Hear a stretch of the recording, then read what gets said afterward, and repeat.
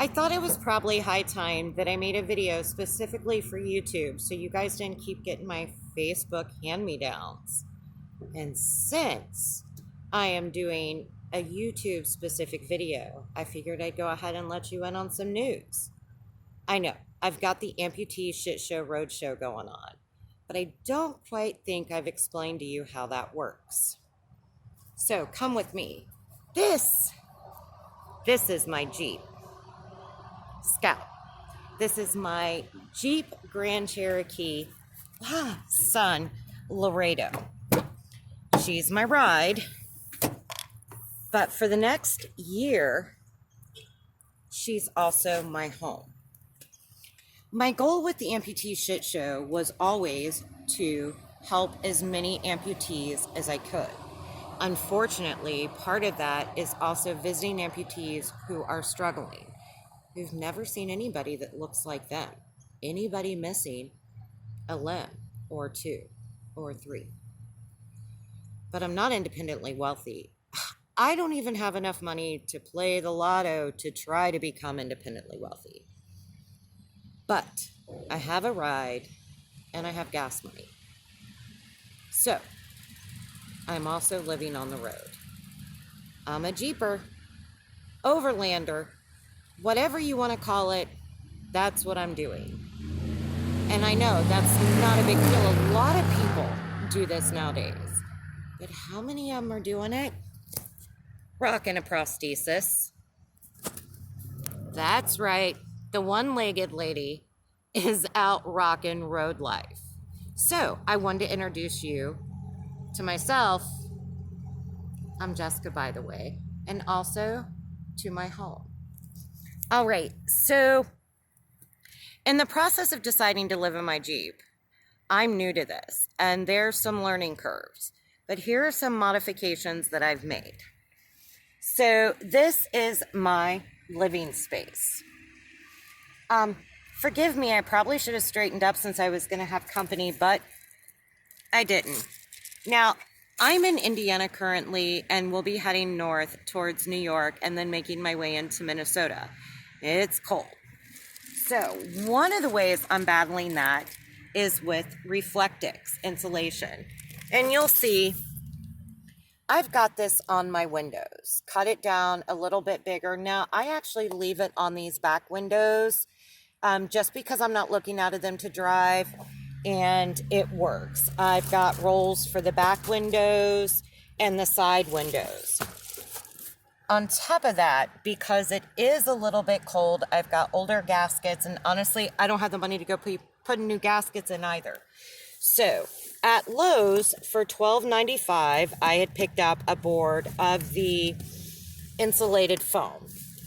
Shiny side goes in towards the vehicle, and it just, one, keeps the sun and the rays that are coming in, keeps that heat inside this living area of mine, and two, keeps some of that cold air out.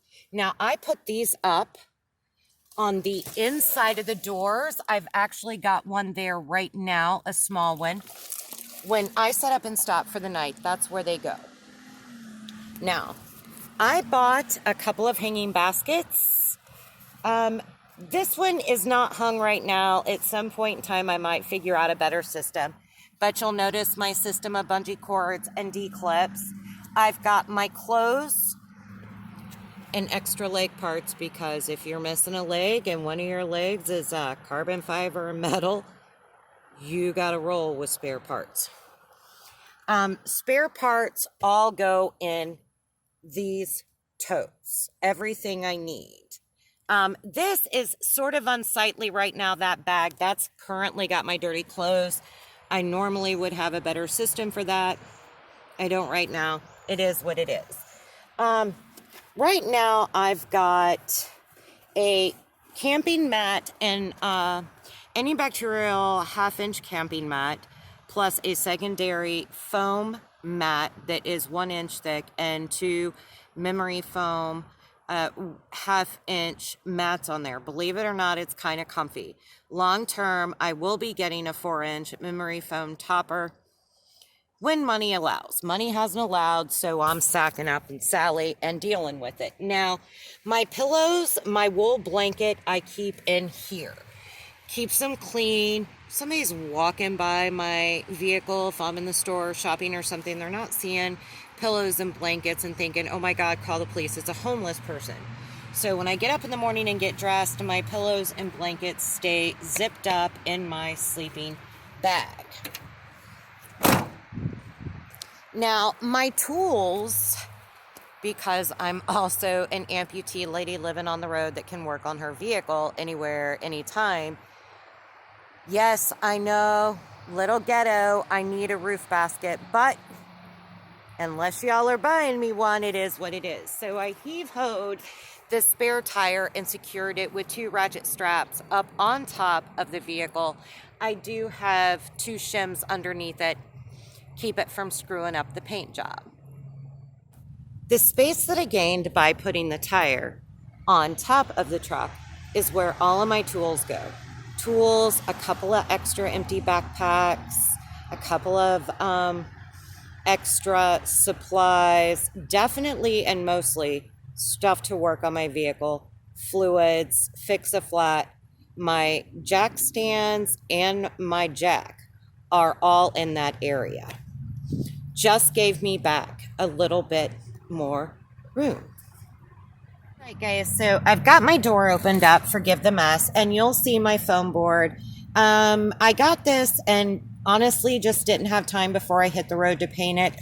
I will be taking some spray paint to this and painting that black so it's not so visible. But that just kind of guards that area and keeps some of the cool air out. Now, again, I'm really taking advantage of bungee straps. I've got 2 totes that hang. Both have, or one has food, other has toiletries that I use pretty frequently. Next to my totes on the back of my seat, I have a bag that's got meds in it.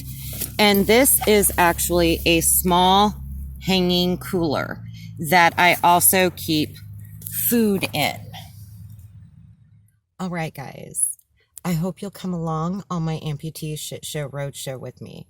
And if that's what you're going to do, gotta make sure and hit that subscribe button so you don't miss any of my adventures. I'll be seeing you guys soon. Bye.